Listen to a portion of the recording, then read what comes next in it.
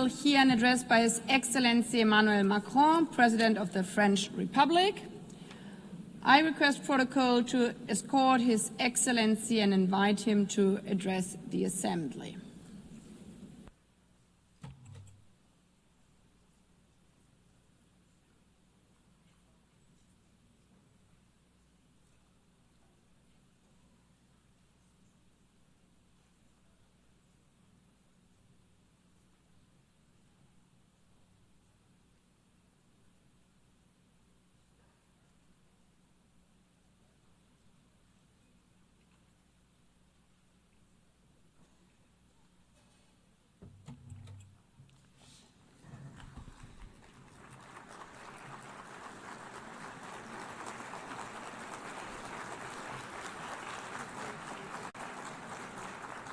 Madame la Présidente de l'Assemblée.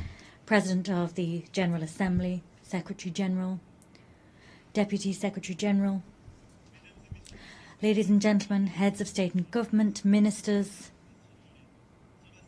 ambassadors and delegates. I am delighted to once again stand before you to issue an address at the 80th session of the United Nations General Assembly. 8 decades ago, we wanted to serve peace, development, human rights, and we've been doing that for 80 years. After that 80 years, we now have to take stock of our progress and ensure that we keep pace with today's world. In 1945, March, we adopted the Charter of the United Nations following 2 world wars. At that time, war was still raging in Asia. Decolonization had scarcely begun. The Soviet Union was extending its empire, and we counted deaths in the millions, and we unveiled the horror of the Shoah.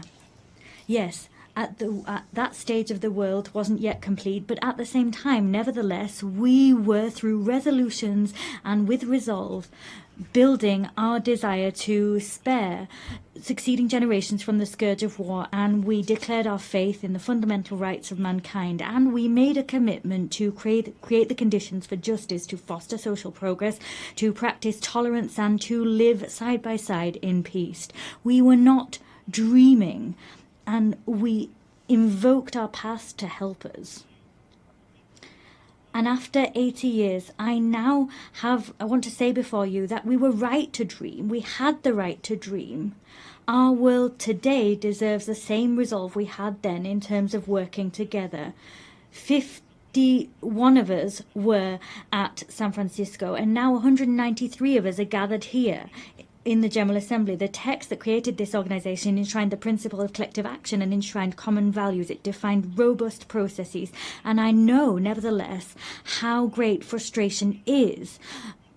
We see that states are unequally represented, particularly on the Security Council, and that fuels frustration. And that's why I unequivocally support its expansion, the reform of the Security Council, particularly its expansion for the African continent. I also know the extent to which political and social balances and states of place have changed and different actors have taken on more responsibilities. Many people are asking about whether the United Nations promises have been upheld, whether it's in sync with reality, and whether it brings with it any benefits. Let us not kid ourselves. This 80th anniversary is not a fact that we can just accept. Conflicts, international, national, state conflicts are proliferating. The criminal and terrorist activity is proliferating, and people are deliberately trampling on the Geneva Conventions as if war was just about terror, revenge and victory. Haiti, Burma, Ukraine, the Democratic Republic of the Congo. The list is as long as it is unconscionable. There are more and more cases of violence being weathered by people whose nations are at war. Major transformation is also underway for us all across the globe. Climate change is not under control. Biodiversity is collapsing. Efforts that the majority of us are ready to make are coming up against the obstacles of the cynicism of a few that can make a difference but refuse to do just that still. And we see the technology picking up pace. They pave the way to horizons of opportunity, but they also pave the way for dangerous forces because they're not regulated. Global trade is weathering tariff wars, and that's another form of imbalance, globally speaking.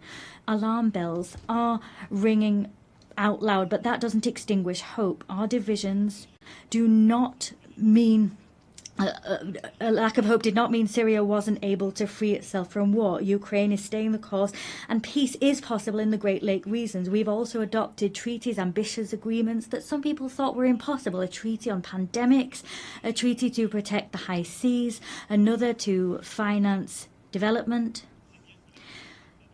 The world's complexity is not a reason to throw in the towel on our principles and our ambitions. To a certain extent, ours is a moment of paradox. We need, more than ever before, to restore the spirit of cooperation that prevailed 80 years ago. And however, in spite of that, we're isolating ourselves. There's more and more divisions, and that's plagued the global order. The world is breaking down, and that's halting our collective capacity to resolve major conflicts of our time and stopping us from addressing global challenges. France is proud to be among the people of the United Nations and pay tribute to all the people that serve them, soldiers wearing blue helmets that maintain peace where no one else wants to go, humanitarian personnel and healthcare workers that come to the aid of the most vulnerable, legal specialists, observers, rapporteurs that bear witness to the reality, ensure that the rule of law can prevail, that arbitrary whims do not rule the day. I'm talking, of course, about our NGOs, our nurses, our journalists, and many other people who bear witness to the fact that this organisation cannot be replaced. It is for this reason that those that are its harshest critics are also those that want to change the rule of the game, because they want to exert domination. And these are people that do not want the common good to prevail. They want to serve their interests, and that is the major risk of our time. The risk of seeing the facts as they are just become the ongoing state of play. We don't want to see might is right prevail, but that's the risk. We don't want to see the selfishness of some people win the day. That's the risk. The risk is that some people, an elite, will decide the course that the world will run, and that they will forget that there's an international community. There needs to be respectful relations between peers. There needs to be cooperation between peers. That alone makes peace possible. That alone makes it possible to address climate change, to have a successful digital transformation, or to fight against military proliferation. It is for this reason that 80 years later, our priority is to really find the crux of effective multilateralism, to get back to that gem, collective effectiveness. We need to be clear here.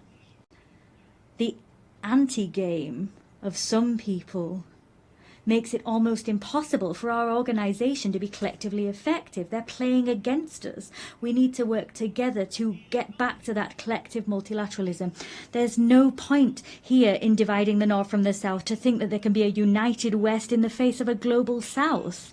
That's a pipe dream. That's a vestige of an era where we wanted to isolate ourselves in blocks, pitting ourselves against each other. Here at this forum, there are only men and women that don't share the same religion. They have different visions. Their civilizations sometimes differ, but they have decided one fine day that building peace, rising up to challenges, particularly the challenge of inequality or the major transitions of the world, they forgot their differences to cooperate together. It is for that reason we need to consolidate existing rules and the institutions that guarantee our collective authority and our collective effectiveness. Human rights remain the very fundamental pillar of the United Nations House, and they give coherence to all of the action we undertake. And at a time when conflicts spread and increase in number, we also have mass human rights crises that we're facing at the same time. Our duty is to ensure that there is a respect for international humanitarian law.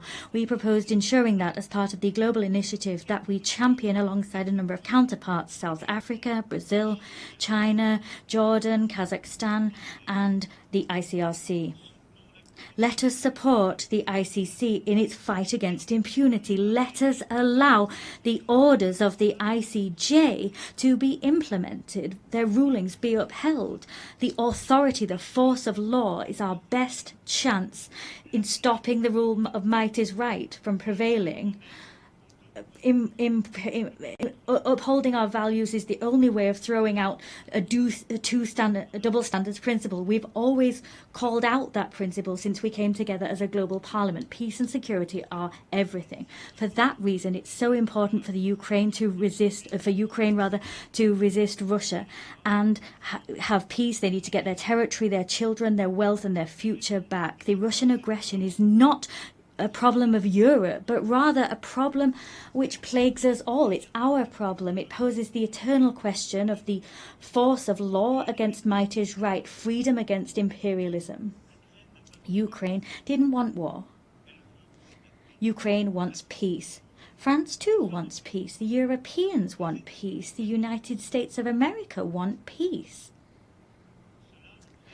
As such, Ukraine has a fundamental right, that is to live in security and to no longer fear that Russia will attack once more. It is for this reason France, with the United Kingdom, built a coalition of the willing, bringing together 35 nations to give Ukraine crucial security guarantees for the long term. As such, we're creating the conditions for a robust, just peace which will allow the Ukrainian people to really be masters of their own fate. And what happened in recent weeks in Poland's airspace, Mr. President, Romania, the provocations that we saw in Estonia and elsewhere are the proof that all European people are also challenged by threats of Russian destabilization. And unity can thwart those. Ukraine has often said it's ready for a ceasefire and can agree to negotiations. It accepts them. It's now up to Russia to prove that it can choose peace, even at a time it's stepping up attacks against Ukrainian civilians and the provocations to which I've just referred. France is ready as we wait to stand shoulder to shoulder with Ukraine alongside our European partners and all those that understand that we need to hold Russia back to preserve the global order. And I welcome the proposal we saw a few hours ago from the President of the United States, recalling the gradual weakening of the Russian economy. I welcome what he said, the on-the-ground failures of Russia.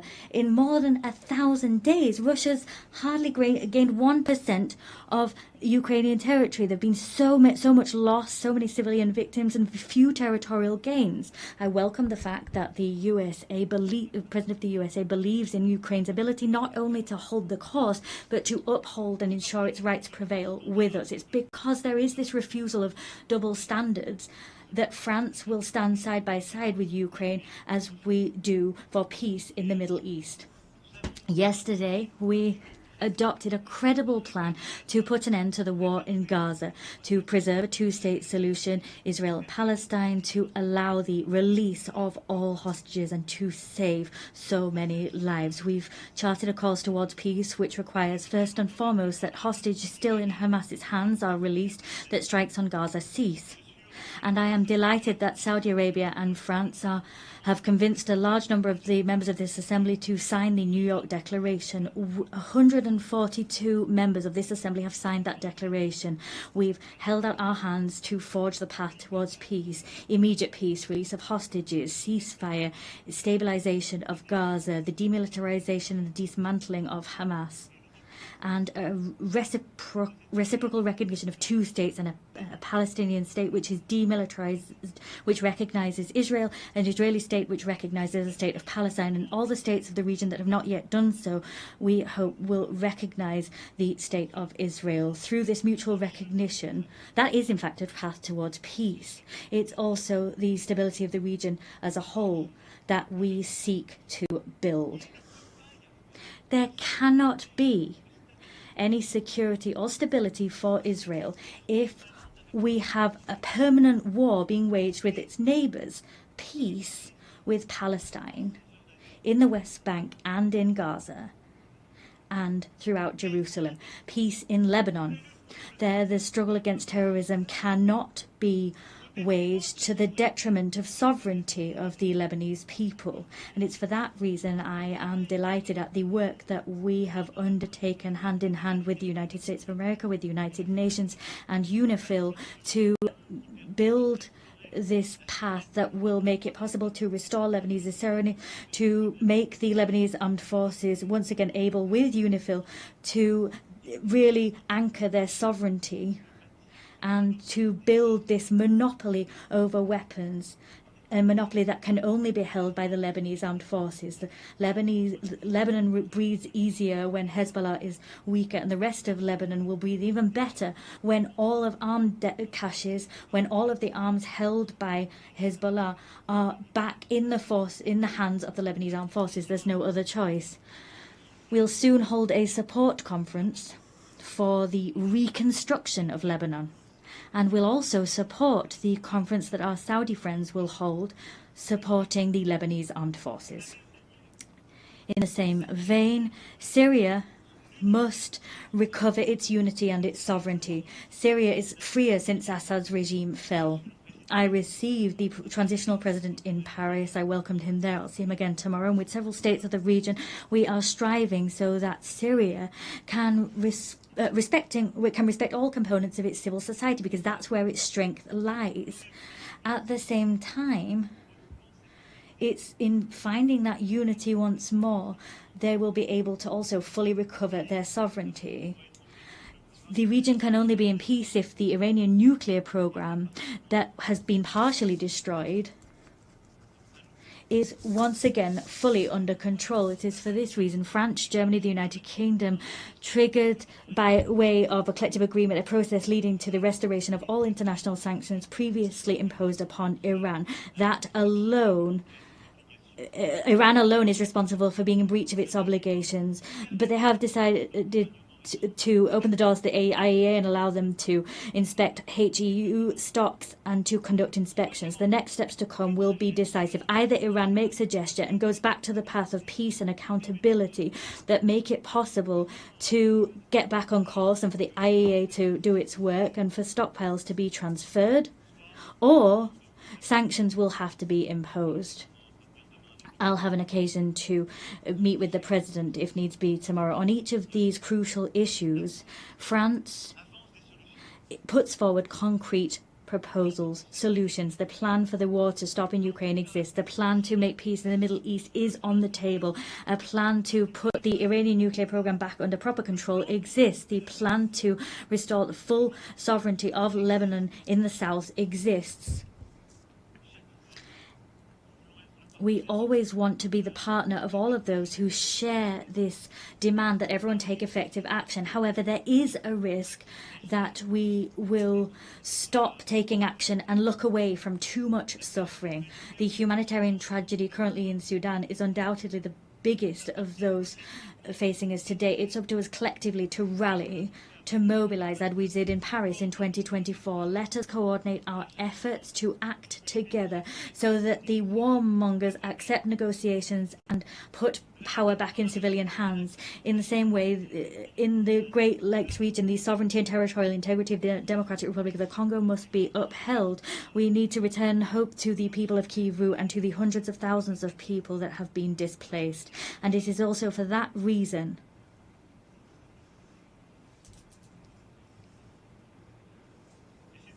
and it's also for that reason that we will meet next month in Paris, all of those able to respond to the humanitarian urgency and bring together initiatives of peace. And I'm delighted at what's been done by the African Union, by so many neighbours, Qatar, USA, but the humanitarian emergency needs to be addressed. We cannot forget any of these conflicts. We have no right at any time to lose heart. This capacity to take a leap of action is our source of strength. That's what brought us together 80 years ago. We have no right to get tired, to show fatigue. Well, there are so many crises, one after the other. I'm quite clear-sighted alongside you when I look at today's world. Everywhere we see the risks of proliferation once again return and new threats emerge. There is an urgent need to rebuild a credible framework, a verifiable framework to combat any nuclear proliferation, to rebuild a credible framework to once again contain the threats, ballistic proliferation. I'm not forgetting bacteriological, chemical threats or the new risks that posed by AI, cyber technology, space technology, quantum technology. We have common frameworks, but they've been weakened in all of these domains in recent years, sometimes because some people sort of said they were outdated, and sometimes because the rules for verification weren't properly observed, sometimes because the pace of technological development meant that these frameworks, their capacity to innovate, was not enough. Technological change was going too quick. However, we've got no right to give up. Ours is, we have to build that crucial framework for peace. The same demand for effectiveness, effective multilateralism, is one that we need to uphold for our global challenges. The Secretary General attaches great importance to our organisation, and he has ambition for it, and that's shown through his initiative UN80, and I share his concerns about our organisation. Yes, we need, at this time of disarray that I talked about as a result of these major issues of war and conflict, we can't forget there are so many global challenges that mean that we must all come together. Let us stare straight in the face global imbalances, all economies affected, all economies, and I'm speaking as one of the richest among them, but also middle-income countries, developing countries, and of course the poorest nations among us. All of us, if we can't have organized international debate on major global imbalances, if our response is a fragmented one and we don't work together, we exacerbate these problems. Today, our challenge is to look at how we can help China to develop the internal demand that it really needs. How can we ensure that productive capacities that China's been able to develop in recent years, these technological capacity, sometimes there's technological transfer, and that's good, but they need to be conducted hand in hand with harmonious development and respectfully of the environment. How can we correct US trade imbalances? How can we do that through corrective measures, not through tariffs that takes the rug out from under international trade? There's Europe that needs to respond to collective needs for collective investment, and we need to shoulder that responsibility. These challenges mean that we need to cooperate. There needs to be cooperation between major economies, but we can't pit the G7 against the BRICS, and that's the very rationale behind our agenda for the French G7 of 2026. Of course, we'll work with the Canadian presidency of G7 and the coming presidents of G20. We need to return to that spirit of cooperation that is vital, because that's what will allow us also to have a common agenda to finance our global challenges. Let's take a look at things today. Everywhere we're reducing, eroding our common ambitions to finance major global challenges.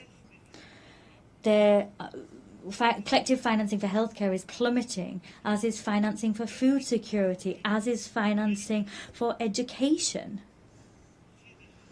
These challenges are, however, our challenges, even more than they were before the pandemic, the COVID-19 pandemic. And so it is absolutely pivotal that together we prove ourselves able to develop concrete solutions and find new financing to address our challenges.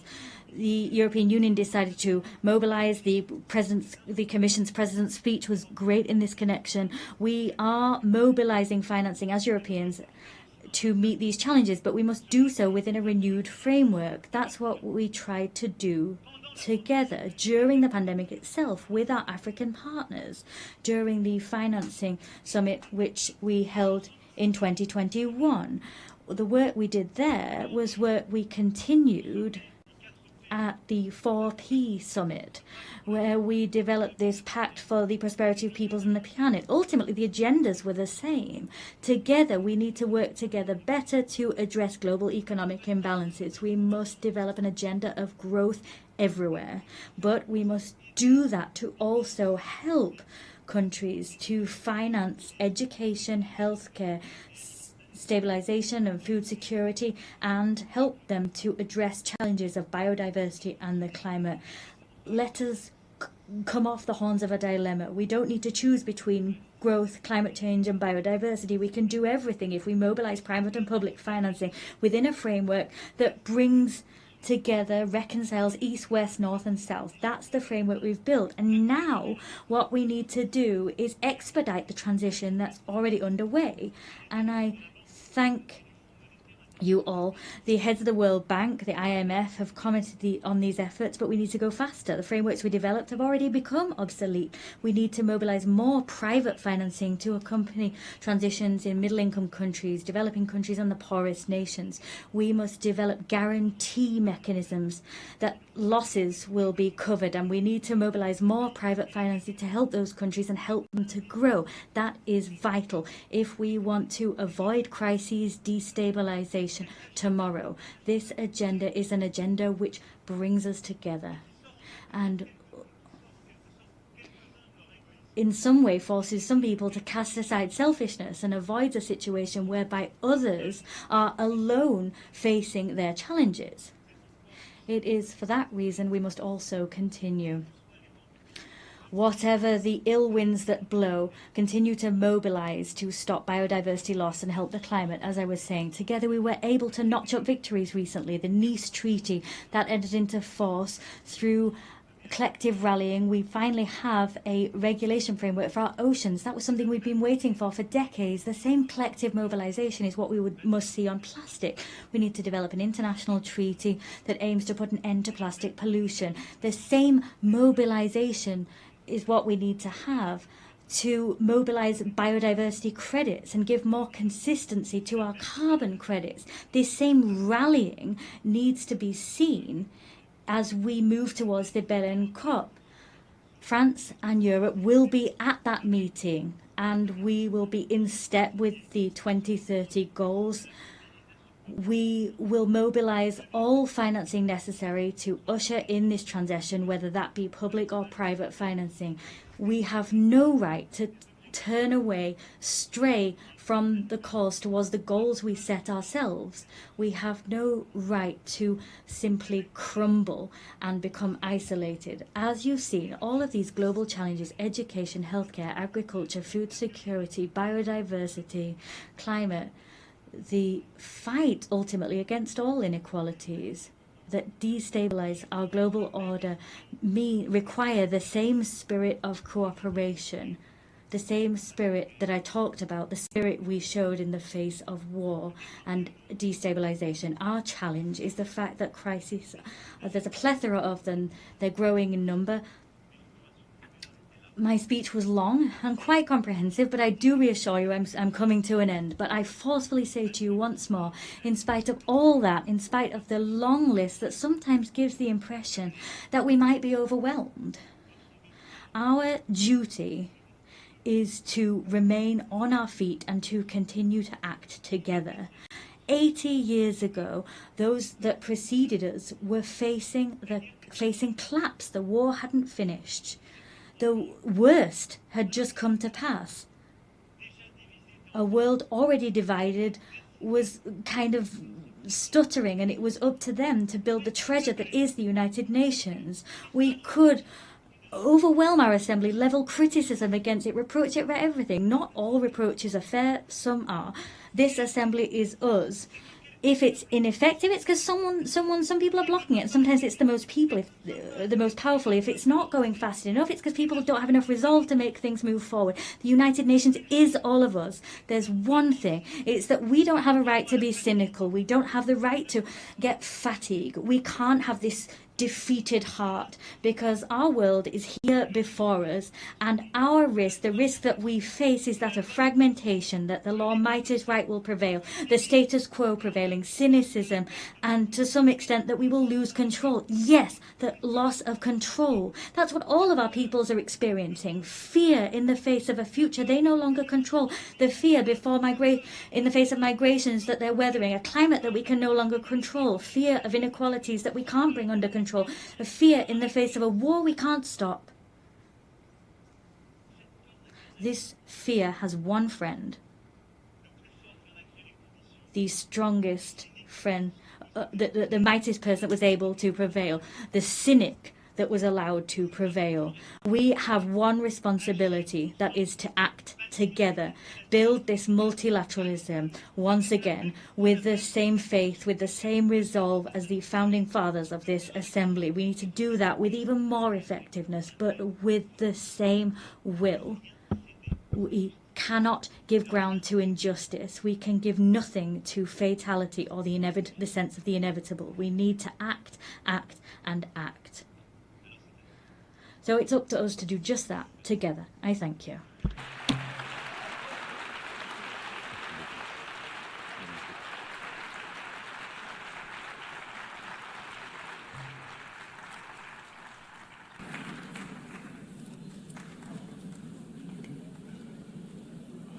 On behalf of the Assembly, I wish to thank the President of the French Republic.